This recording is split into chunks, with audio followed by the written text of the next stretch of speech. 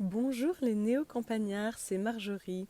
Aujourd'hui, nous allons parler de la première semaine avec nos poules. Alors c'est une anecdote qui date un peu puisque nous avons eu nos premières poules il y a, je pense, une douzaine d'années. Je vous avoue que je ne sais plus exactement. Mais ça a été toute une affaire, bien sûr, quand nous avons pris la décision d'avoir des poules. Nous étions déjà installés à la campagne, toujours en étant salariés en ville. Et je trouvais vraiment dommage que l'on n'ait pas de poules, alors que, voilà, quand on va se mettre au vert, c'était quand même assez symbolique, je trouvais, d'avoir des poules. Alors, bien sûr, avant d'avoir des poules, il a fallu que nous apprenions de façon théorique comment fonctionnait le cycle de la poule, de quoi elle avait besoin, ce qu'il fallait lui fournir, combien d'œufs elle pouvait pondre, quelles étaient les races existantes, etc. Donc voilà, autant de lectures et de recherches internet sur le sujet. Et puis, une fois que j'ai su ce que j'estimais avoir besoin de savoir, il a fallu s'attaquer à la préparation du poulailler. Alors, la grande question avait été à l'époque, bon, où placer nos poules? Et je rêvais d'avoir des poules en libre parcours. Ce qu'on appelle en libre parcours, c'est-à-dire sans enclos. Des poules qui se promènent là où elles veulent, qui ont juste un poulailler bien sûr pour aller dormir le soir, mais qui en journée peuvent se promener partout. Alors, au niveau du hameau, ça ne posait pas de problème puisque nous sommes dans un endroit assez perdu, nous avons un grand parc, même si elles se mettent un peu sur la route devant, en réalité la route n'est qu'un chemin qui se termine chez nous, donc voilà, c'était faisable sans que ça pose de problème. Et surtout ma hantise, oui, ce que je ne voulais absolument pas, c'était des poules qui se seraient retrouvées sur de la terre battue. Parce que dans un enclos, voilà, les poules piétinent beaucoup.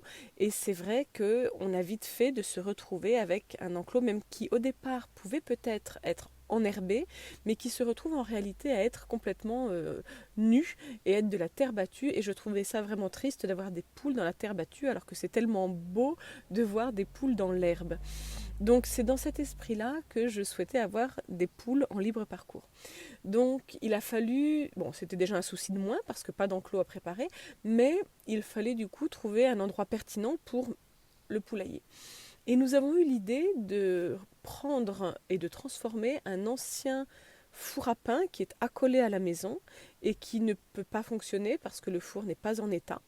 Et on s'est dit, tiens, on pourrait peut-être faire de cette partie qui était donc de la construction en dur, faire de cet abri un poulailler. Et donc nous sommes partis là-dessus. Alors il a fallu bien sûr euh, créer les perchoirs, donc percer sur les côtés, mettre les tasseaux du bon diamètre, tout comme il fallait. Et dans ce four à pain, il y avait bien sûr la porte d'entrée, mais il y avait surtout une fenêtre. Et moi, c'est la fenêtre qui m'intéressait, c'est-à-dire que, enfin, pour aller voir les poules et pour nettoyer notamment le poulailler, bien sûr, l'idée était de passer par la porte, mais je voulais que la porte soit uniquement un accès pour nous, humains. Je souhaitais que les poules, en revanche, sortent à l'extérieur par la fenêtre. Et alors, du coup, il a fallu faire tout un système euh, à l'extérieur du poulailler, au niveau de la fenêtre. Il a fallu installer une planche, un rebord en fait, et il a fallu également leur fournir une rampe d'accès. Donc mettre une planche un petit peu façon toboggan, mais pour que ce ne soit justement pas un toboggan, sur cette planche, il a fallu fixer des tasseaux qui fassent un petit peu comme des marches et qu'elles puissent voilà, monter et descendre. Alors, euh, ça fonctionnait pas trop mal, notre histoire d'ailleurs, mais un jour je vous ferai un épisode où je ne vous parlerai que de cette anecdote-là, puisqu'il a fallu en fait leur apprendre à utiliser la rampe d'accès, ça a été assez épique. Bref, toujours est-il que c'est ce que nous avons fait. Et puis, une fois que le poulailler a été prêt, il a fallu acheter les poules. Pour acheter ces poules, il y a plusieurs façons de procéder, mais là, je vais vous parler un petit peu de la facilité, je dirais, c'est-à-dire l'achat le moins cher et le plus efficace en termes de rapport qualité-prix quand on veut juste avoir des œufs. Il s'agit alors d'aller acheter des poules dans un élevage industriel. Quand je dis élevage industriel, ça peut même être du bio. Mais il ne faut pas se leurrer, le bio, quand il se fait à grande échelle, ça reste quand même un élevage industriel. Donc, dans ces élevages industriels, en fait, les poules sont dans de grands hangars qui sont vidés tous les ans. Donc, généralement, les éleveurs reçoivent les poulettes vers l'âge de 6 mois environ, autrement dit, l'âge à partir duquel elles commencent à pondre parce qu'avant ça ne les intéresse pas. Donc ils reçoivent tout un parquet de poules âgées de 6 mois, ils les gardent pendant un an, donc jusqu'à 18 mois, puisqu'il s'agit de la période où la poule est la plus prolifique, on va dire, c'est là qu'elle pond le plus, environ un œuf par jour, ou tous les 2 jours en fonction de... Voilà. Disons que normalement ce serait plutôt un tous les 2 jours, mais dans les élevages industriels c'est poussé. Donc ça peut être voilà, un rendement assez important. Et, et au bout de 18, enfin quand les poules ont 18 mois, donc un an après les avoir reçues, ils s'en débarrassent complètement et ils rachètent un nouveau parquet. Et c'est au moment où ils débarrassent complètement leur hangar de plusieurs milliers de poules que l'on peut en acheter généralement pour 1, 2 ou 3 euros en fonction du vendeur. Donc c'est assez intéressant d'acheter des poules de cette façon parce qu'elles sont très très peu chères et qu'elles pondent encore très bien. Alors pas suffisamment pour un élevage industriel, mais très clairement acheter des poules qui ont 18 mois et qui sont en plus des poules pondeuses, vous en avez encore pour 2 ans à avoir des œufs. Donc voilà, c'est tenté qu'elles vivent pendant 2 ans parce qu'elles peuvent être encore quand même un peu... Elles peuvent être un petit peu usées malgré tout, mais vous allez avoir des œufs très régulièrement pendant au moins un an et demi.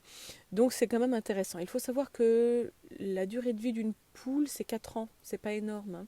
Donc voilà, vous aurez quand même tout à fait ce qu'il vous faut si vous procédez de cette façon-là. Et alors, évidemment, quand on va acheter comme ça des poules dans un hangar, il faut penser à... Enfin, un hangar industriel, j'entends. Il faut y aller avec un carton. Il faut prévoir ce qu'il faut pour ramener la poule à la maison. Parce que sinon, elle se balade dans votre voiture et c'est pas vraiment adapté. Outre le fait que ce serait extrêmement dangereux, vous auriez également droit aux fientes sur toute la banquette.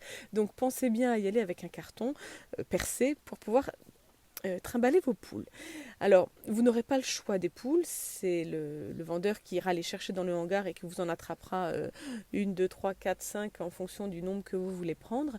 Sachez que vous risquez d'avoir des poules qui sont un peu abîmées. Les conditions d'élevage dans ce genre de hangar, et je rappelle que même en bio ça se passe comme ça, voilà, ce sont des conditions où les poules sont quand même les unes sur les autres. Alors bien sûr en bio elles ont un accès extérieur, il y a quand même, voilà, les normes sont quand même moins terribles, mais ça reste quand même de l'élevage industriel. Et très souvent elles se piquent entre elles, donc elles sont blessées. Et puis alors quelque chose que j'ai vu aussi, alors je ne saurais plus vous dire si c'est le cas pour les bio, mais une chose que j'ai découverte moi en achetant ces poules, c'est l'horreur enfin moi je trouve ça absolument horrible, des becs coupés en fait. Mais donc il semblerait que ce soit coupé quand elles sont poussins, on leur coupe le bec pour qu'elles ne se blessent pas entre elles. Alors c'est un mal pour un bien, ça évite effectivement qu'elles se piquent de partout et qu'elles soient... Mais du coup elles ont le bec arrondi, un peu déformé. Alors bon, moi j'étais contente de leur offrir une retraite à ces poules-là, c'est-à-dire que quand j'ai acheté des poules, et ça m'arrive encore d'en acheter dans ces élevages, ça me fait toujours mal au cœur, mais je suis heureuse de leur offrir une retraite. C'est-à-dire que voilà, elles finissent leur vie chez nous, et même quand elles ne pondent plus, on les garde et elles finissent leur vie comme ça. Donc il y a une bonne action quelque part dans cet achat, même si c'est aussi au départ une façon d'avoir des œufs. Une autre façon de se fournir, c'est de chercher des poules de race dans des petits élevages familiaux, où là effectivement ça n'a plus rien à voir, et j'aime beaucoup faire ça aussi, je vous en parlerai une autre fois. Bref, toujours est-il que on se retrouve avec les poules qui sont parfois, je vous dis, dans un état un petit peu surprenant, inquiétant, mais qui, voilà, après avoir passé une semaine chez vous, vous verrez qu'elles iront tout de suite beaucoup mieux. Et puis retour à la maison, donc on accueille les poules, les enfants sont tout excités. Et puis là, on fait l'erreur, mais vous voyez, on apprend aussi au fur et à mesure, on fait l'erreur de laisser à nos enfants la possibilité de leur donner un nom à ces poules. Alors, vous allez me dire, bah, c'est très bien, c'est très mignon. Oui, bien sûr, c'est très mignon. Sauf que à partir du moment où les enfants leur donnent un nom, les poules deviennent un petit peu des animaux domestiques finalement. Et à partir de là, c'était juste plus du tout possible de les manger. Alors que moi, dans mon idée, on avait des poules pondeuses, et puis au bout d'un an, on les passait à la casserole, et puis voilà, on en reprenait d'autres, et je voyais vraiment pas où était le problème. Ça me semblait même être la suite, le cycle logique. Et puis voilà, le retour de la vie à la campagne, c'est aussi redécouvrir que le morceau de viande qu'on a dans l'assiette, à l'origine, c'est un animal sur pattes quand même. C'est pas un steak, c'est pas juste quelque chose qui est sous vide. Un steak, c'est une vache à un moment donné qui a été tuée et dépecée. Et pareil pour le poulet. Donc c'est juste le cycle de la vie, c'est juste tout ce qu'on appelle la chaîne alimentaire. Oui, nous mangeons des animaux, nous sommes carnivores entre autres. Et donc partant de là, je ne voyais pas du tout où était le problème. Sauf que c'était sans compter l'attachement affectif que les enfants allaient avoir avec nos animaux. Et donc par la suite, en fait, vous voyez, je vous parle de ça, ça fait déjà, donc je vous dis, une quinzaine d'années. Nous n'avons jamais pu manger nos propres poules, en réalité. Voilà. Ce n'était pas l'idée que j'avais au départ. Je pensais que nous pourrions les consommer. Et en fait, non. Donc toutes nos poules meurent de leur belle mort ou alors attrapées par le renard. On en reparlera à un autre moment. Mais en aucun cas, elles ne finissent dans notre assiette. C'est juste que nous n'avons pas réussi à l'instaurer. Parce qu'en soi, ça ne me choquerait absolument pas. Donc voilà, les poules, on les a enfermées quelques jours dans le poulailler, donc dans ce four à pain qu'on avait transformé en poulailler. Ce n'est pas du tout de la maltraitance, c'était un conseil que j'avais lu dans des ouvrages même plutôt bienveillants avec les animaux.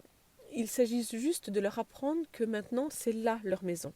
Il fallait qu'elles s'habituent à leur poulailler et qu'elles sachent que c'était là qu'elles devaient rentrer tous les soirs. Donc on les a laissés enfermer quelques jours, alors, bien sûr en allant les voir tous les jours, en leur apportant de l'eau et de la nourriture. Et puis nous leur avons ouvert la fameuse fenêtre une première fois en fin de journée, de façon qu'elles sortent tranquillement, qu'elles restent un petit peu à quelques mètres du poulailler, qu'elles les explorent, mais qu'il fasse nuit ou sombre relativement tôt, de façon qu'elles retournent assez rapidement au poulailler et qu'elles n'aient pas le temps d'aller explorer très loin, puisque les poules fonctionnent de cette façon. Quand on leur propose un nouvel endroit, elles vont d'abord explorer les quelques mètres qui sont autour, et puis au fur et à mesure, elles vont prendre un petit peu d'assurance et vont aller de plus en plus loin. Donc l'idée, c'était que le premier jour, elles n'aillent pas loin, elles restent à quelques mètres du poulailler, de cette fameuse fenêtre, pour savoir où rentrer le soir. Donc voilà un petit peu comment ça s'est passé pour le premier jour. Et par la suite, nous avons donc pu leur ouvrir tous les jours et elles ont pu prendre un petit peu plus d'assurance. Alors, l'expérience m'a montré que c'était pas forcément une bonne idée d'avoir les poules en libre parcours, alors que c'était vraiment ce que je voulais depuis le début. Mais bon, voilà, je vous raconterai ça une autre fois. En fait, je peux quand même vous faire un petit disclaimer. Je vous spoil un petit peu un épisode prochain. Le problème du libre parcours, ce sont les fientes. Il y en a forcément partout, puisqu'une poule, c'est extrêmement crade, en fait. Il faut bien le dire. Ça ne pose aucun problème à une poule d'avoir des fientes partout, que ce soit dans la mangeoire, dans l'abreuvoir, dans son nid. Enfin non, dans son nid, ce n'est pas vrai. Les poules, quand même, conservent la propreté du nid, mais en revanche, tout le reste, ça ne leur pose aucun problème. Donc, bon, ça fait partie des petites anecdotes et nous avons appris suite à cette première expérience. Voilà un petit peu comment s'est passé l'accueil de nos premières poules. Et bon, c'est toute une histoire pour nous, bien évidemment, mais ça a été le coup d'envoi. C'est à partir de ce moment-là que nous avons pu, bien sûr, évoluer, racheter d'autres poules. Nous en avons perdu, nous sommes passés aux poules de race. Enfin voilà, il y a eu tout un tas d'évolutions dans notre démarche, mais la première fois, ça a été ça. L'apprentissage théorique d'abord, l'installation du poulailler, l'achat de nos premières poules, l'installation avec le retour à la maison. Et puis ensuite, voilà, l'amélioration au fur et à mesure du temps. Ça ne peut pas être parfait du premier coup. Ça, c'est une chose que vous devez absolument garder en tête. Ça ne peut pas être parfait du premier coup. Ce qu'il faut, c'est démarrer. On commence et puis on s'améliore avec le temps. Voilà, je vous souhaite une très bonne journée et à très bientôt sur le podcast des Néo-Campagnards.